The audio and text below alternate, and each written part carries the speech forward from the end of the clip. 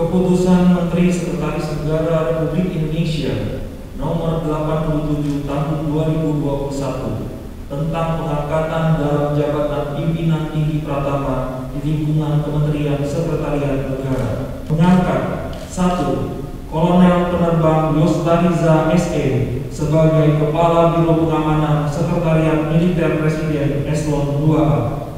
2. Kolonel Marinir Dudi Prastiono sebagai Kepala Biro Gelar, Tanda Jasa dan Tanda Kehormatan Sekretariat Militer Presiden Eselon 2A. Mengangkat Saudara Iman Budiman SHMH sebagai Kepala Biro Administrasi Pejabat Negara, Deputi Bidang Administratif Aparatur Kementerian Sekretariat Negara Eselon 2A. Bismillahirrahmanirrahim. Pada hari ini, Kamis, tanggal 1 bulan April tahun 2021, saya Menteri Sekretaris Negara dengan ini secara resmi melantik saudara-saudara dalam jabatan yang baru di lingkungan Kementerian Sekretariat Negara. Saya percaya bahwa saudara-saudara akan melaksanakan tugas sebaik-baiknya sesuai dengan tanggung jawab yang diberikan. Semoga Tuhan Yang Maha Kuasa selalu bersama kita. Sebelum saya mengambil sumpah, saya akan bertanya kepada saudara-saudara, apakah saudara-saudara bersedia mengucapkan sumpah menurut agama Islam?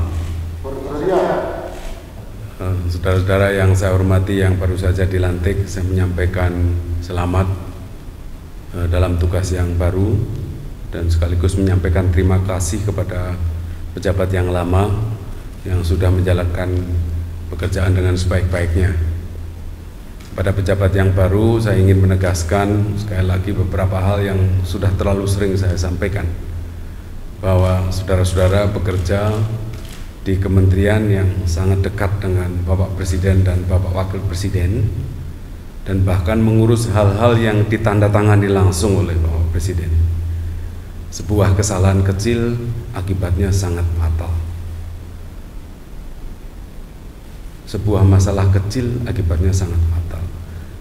Termasuk ketika terjadi hal-hal yang mungkin dianggap publik bermasalah, tapi itu kalau terjadi di sini dampaknya juga sangat besar. Oleh karena itu saya minta betul untuk terus berhati-hati menjalankan tugas dengan sebaik-baiknya, dan juga sekaligus kita harus memberikan tauladan.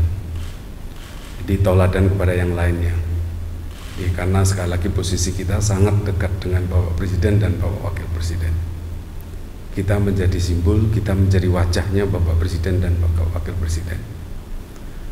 Yang kedua, saya ingin menegaskan sebagai Eselon 2, saudara menghadapi para pejabat fungsional. Pemerintah melakukan konversi besar-besaran Eselon 3 dan 4 dari struktural menjadi fungsional. Ini bukan hanya perubahan label, ini adalah perubahan besar-besaran dalam cara kerja. Mengapa kok dikonsolidasikan? Jadi konversi jabatan struktural ke fungsional adalah sebuah konsolidasi seluruh staf dan anggaran yang berada di bawah kendali Eselon 2. Jadi kalau dulu Eselon 2 itu kemudian langsung punya bawahan yang sudah terkotak-kotak. Sekarang ini diharapkan bawahan itu tidak terkotak-kotak. Bawahan itu adalah sebuah akumulasi SDM dan anggaran yang bisa digunakan oleh Eselon 2, tentu saja atas persetujuan atasannya, untuk melakukan sesuatu sesuai dengan prioritas kerja. Kita menghadapi dunia yang banyak berubah. Siapa yang menyangka bahwa pandemi COVID-19 akan terjadi? Dan kemudian seluruh energi kita kerahkan untuk menangani krisis kesehatan dan krisis perekonomian. Semuanya, semua menteri dalam situasi semacam ini, kalau seandainya kita punya birokrasi yang consolidated, anggaran yang consolidated, maka menghadapi suasana yang baru, tantangan yang baru itu bisa mengerahkan semuanya. Jadi itu sekali lagi Bapak Ibu, saudara-saudara, ini bukan hanya masalah label yang berubah. Ini adalah perubahan besar-besaran dalam cara kita bekerja. Oleh karena itu ekosistemnya juga harus berubah. Eselon 2 harus rajin memberikan penugasan sesuai dengan prioritas kerja. Kalau tidak, pejabat fungsional itu bisa nganggur. Tetapi kalau kita bisa optimalkan, maka kekuatan eselon 2 itu besar sekali karena pasukannya consolidated, tidak terpecah-pecah. Makanya saya selalu mengatakan ekosistem baru itu harus dibangun. Kantor itu juga harus berubah, cara kerjanya beda, suasananya juga akan berbeda. Ini KPI-nya juga berbeda.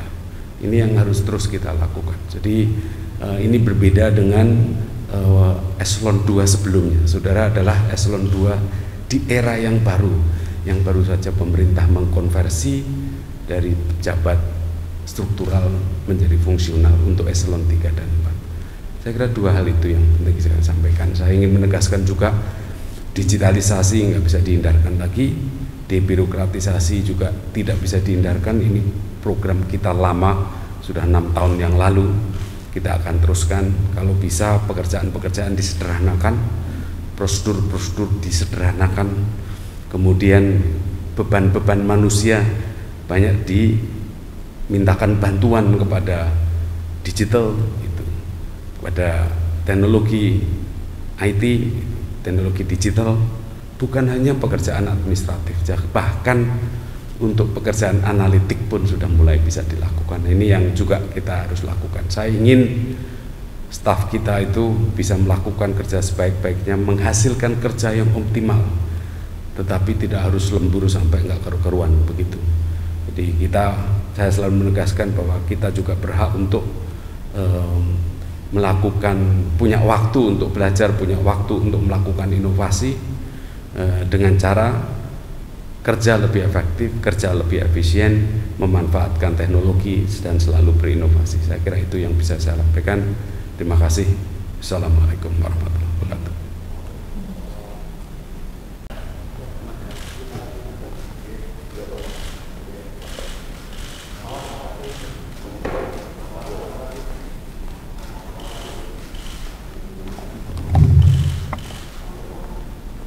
Keseluruhan acara selesai.